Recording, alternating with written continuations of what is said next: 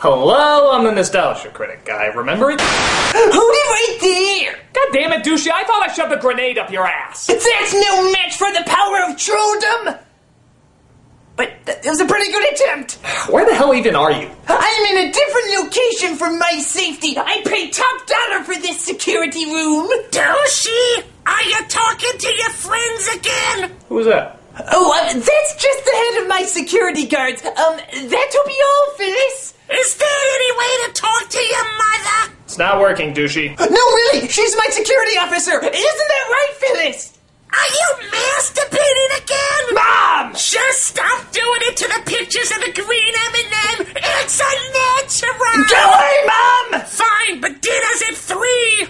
You have dinner at 3? My curfew's at 6. I mean, ooh! You made more mistakes in your Nostalgia Critic videos, and you need to pay for it! Indeed I have. Now, since you've all been waiting for it... Especially me! Yes. This is the next top 11 Nostalgia Critic fuck-ups. No!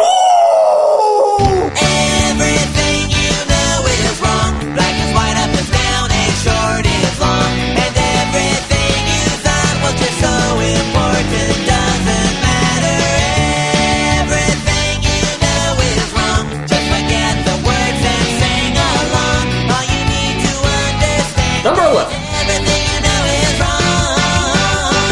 Where's your old versus new of War of the Worlds? Indeed, a lot of people have been wondering what happened since I said in my list I was going to do an old versus new of War of the Worlds. A lot of people think the Tommy Wiseau show distracted from it, but actually there's another reason. I did watch both movies again, and to be 100% honest, neither of them held up very well to me. I mean, neither one was terrible or anything, but they both seemed surprisingly underwhelming. When I was younger and I saw these movies, I was really drawn into them. I found the spaceships in both versions were really frightening and the panic very legitimate. But now that I'm older, watching them again, there's not a whole lot to them. It's just people running away from aliens. That's it. Granted, the twist ending is very clever. Of course, that came from the original book. But aside from that, it's just people running and screaming. The characters are bland, the spaceships don't look that interesting, and the aliens are, well, stupid. Seriously, does H.R. Geiger just need to design every original alien nowadays? All the aliens look the same. Well, okay, the original aliens didn't look the same, but they just looked like a gooey version of the game Simon.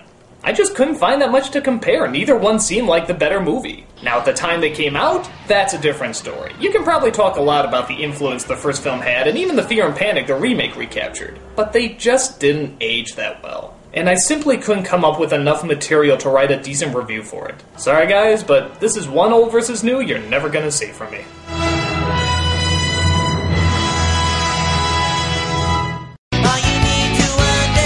Number 10. That wasn't a Victorian dress in Superman 4, you cock bucket! Yes, in my crossover review with Linkara of Superman 4, we said that the dress that the woman was wearing here was a Victorian-style dress. Actually, it's an 18th century dress, and the Victorian era was the 19th century, you whore! How the hell do you know so much about historical clothing? Just a hobby, that's all. Douchey, where do you want me to put your corset? Not really too much I can say about this. We simply got the time era of the dress wrong. But needless to say, it was Linkara's fault! That's right. Don't believe me? Take a look at this video apology that he made earlier this week. Hello, I'm Linkara, and I totally fucked up. Sorry, I feel like an ass. Oh, Linkara, you don't have to be so hard on yourself. No, really, it was totally my fault. I should have known not to upset someone as powerful and handsome as you. Oh, Linkara, are you saying that I'm so physically attractive that I'm turning you gay right now? Yes, I am. Oh, well, I just don't know what to say. I mean, I'm just speechless. Back credit card. A back credit card? I'm Number 9. There's a reason Mr. Freeze didn't cure his wife, ass! In my Batman and Robin review, I point out that Freeze had a cure for the disease that Alfred has, which happens to be the exact same disease that Freeze's wife had. I asked the question why he didn't just give that cure to his wife to begin with. Well, actually, they do explain it, though very briefly. He's adapted his freezing technology to reverse McGregor's syndrome. He's even found a cure for the disease in certain stages. But Alfred, thankfully, was in an earlier stage that he could cure. Alfred's condition is less severe. Freeze's research said he cured a case like Alfred's, he just didn't say how. So everything turned out fine, I guess. The biggest concern in a Batman movie is whether or not the butler will die. Thank God, all the psychological turmoil of a man who dresses up like a bat and his parents die and he spends the rest of his life trying to fight crime. Yeah, that's tiring. The butler dying, there's the drama. The movie doesn't get any more shocking than that. Well, of course, except for the appearance of the bat nipples. Why would I care about the bat nipples? They were in the last movie. Oh, I apologize. I must have seen that wrong. Sorry. Let me just change my reaction accordingly. I'm back, Critic! All you need to understand, Number 8. everything you know is wrong. You never say anybody's name right. Well, maybe not everybody's name, but... No! I write comments on the internet, therefore that means I'm right. Well, you're sort of correct, but... No! Shut up!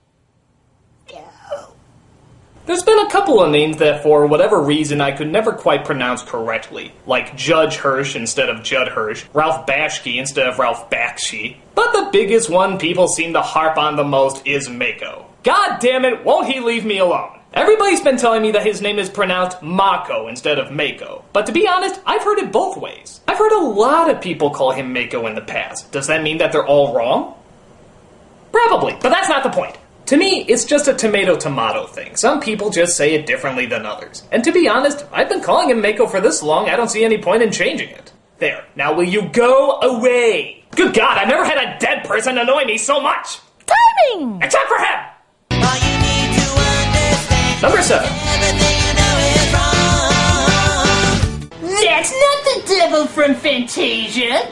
Again, I think this one is sort of debatable. According to a lot of people, and even many of them from Disney, the monster on Bald Mountain is a creature named... Chernabog? Tomato tomato. So everyone kept pointing out to me that this was in fact not the devil. But let's really look at this for a second.